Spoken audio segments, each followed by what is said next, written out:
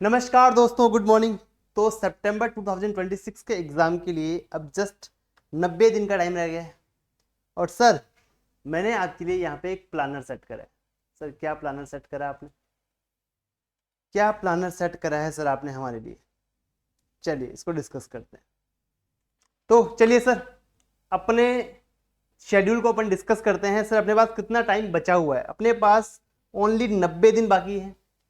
और सर, हमको एक दिन में कितने घंटे पढ़ना चाहिए? अपन को एक दिन में मिनिमम 12 से लेकर 14 आवर्स तक अपन को पढ़ना चाहिए, अगर अपना रिवीजन 1 कंप्लीट नहीं हो रखा है।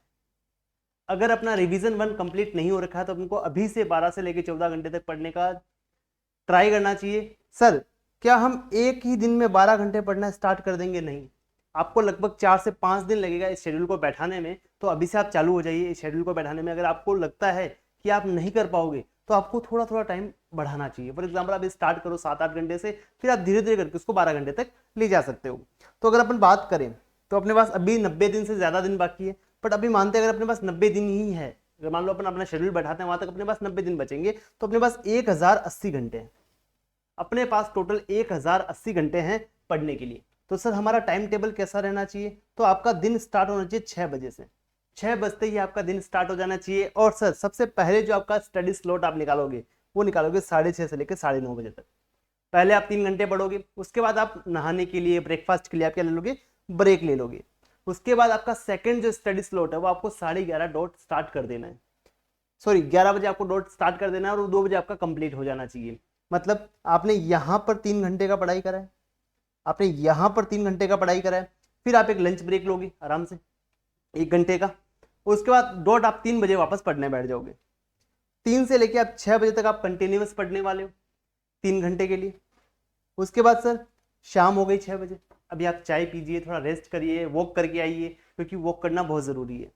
ठीक है। उसके बाद सर, आपका लास्ट शेड्यूल जो लास्ट दिन का बैठना चाहिए वो 7 से लेकर 10 बजे तक आपको 3 घंटे और पढ़ना चाहिए। तो यहाँ पे आपने क्या किया ना सर, आपने जो अप्रोप्रिएट ब्रेक है वो भी ले लिया, सारे काम आपके हो गए। उसके बाद भी आपके 12 घंटे का पढ़ाई हो रहा है। उसके बाद सोने से पहले आधा घंटा आप क्या करोगे सर? स्ट्रैटेजी बनाओगे कि कल आपको क्या करना है। स्ट्रैटेजी बनाओगे कि सर आपको कल क्या करना है, नेक्स्ट डे का आपका स्ट्रैटेजी आपको प्लान करना रहेगा। सर, हमने यहाँ पे पूरा दिन टाइम पढ़ाई में दे दिया है। हमने मोबाइल तो चलाया ही नहीं, हमने चैटिंग तो करी ही नहीं। हम कब करेंगे सर? 90 दिन बिना चैटिंग के थोड़ी रह सकते हैं। कब करेंगे मैं बताता हूँ आपको। देखो, आप 6 बजे अपना दिन स्टार्ट कर रहे हो, 6 बजे आप उठ रहे हो, तो आपका नींद होना चाहिए 11 घंटे, 7 घंटे का, सॉरी।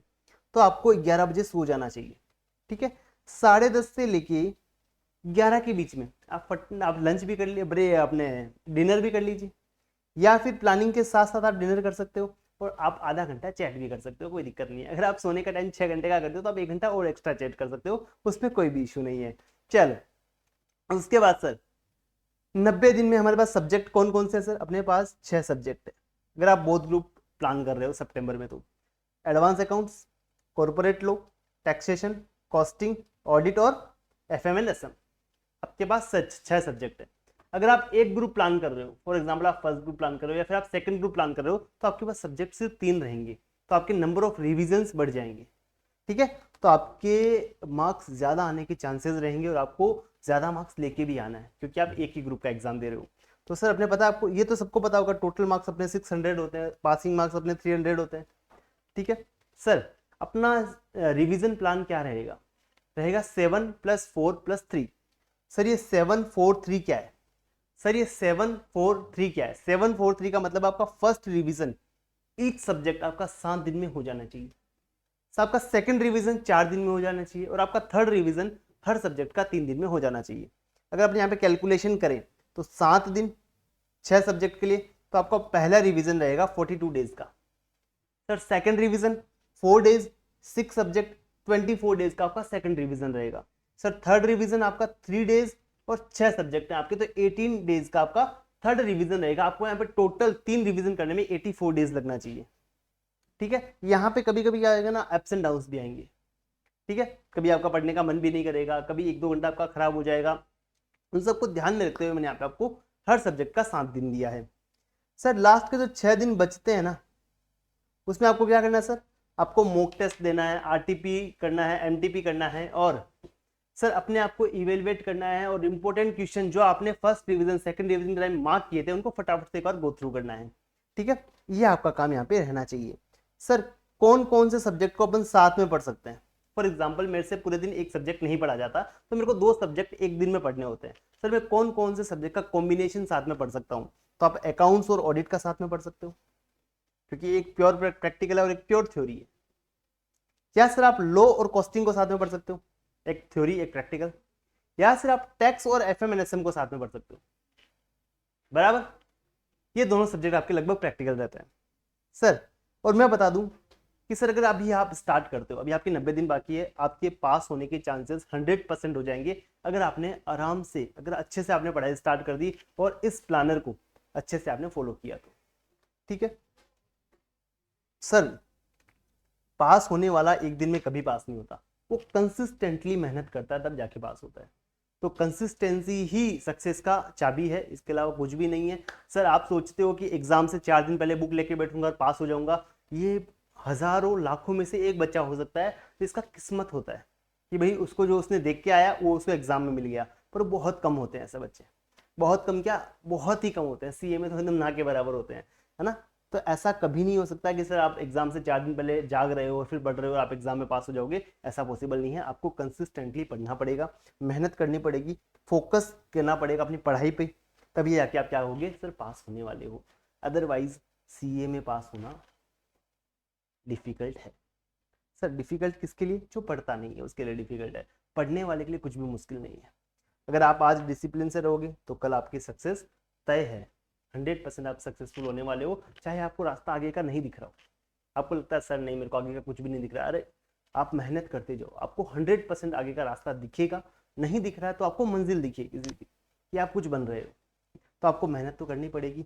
और एग्जाम टाइम में, एग्जाम से 15-20 दिन पहले टेंशन में एकदम जीने से अच्छा है आज से ही अपना पढ़ाई स्टार्ट करो, 10 से 12 घंटा पढ़ाई का देना स्टार्ट करो और आपका 100% आपका एग्जाम क्लियर हो जाएगा। और जो बच्चे अभी एक एक ग्रुप करके दे रहे हैं उनके लिए तो और ज़्यादा बेनिफिशियल है कि सर उनको 3 सब्जेक्ट ही पढ़ना है, या तो ये 3 सब्जेक्ट या फिर ये वाले 3 सब्जेक्ट। और 3 सब्जेक्ट के लिए क्या होगा सर, आप अपना क्या कर सकते हो, जैसे अभी बोध ग्रुप वाले बच्चे हैं जो एक साथ मेहनत करेंगे, एक साथ पूरा C इंटर निकाल लेंगे। और जो एक एक ग्रुप करेंगे वो क्या करेंगे सर, अभी एक ग्रुप निकालेंगे, अगले अटेम्प्ट में अपना एक ग्रुप निकालने वाले हैं।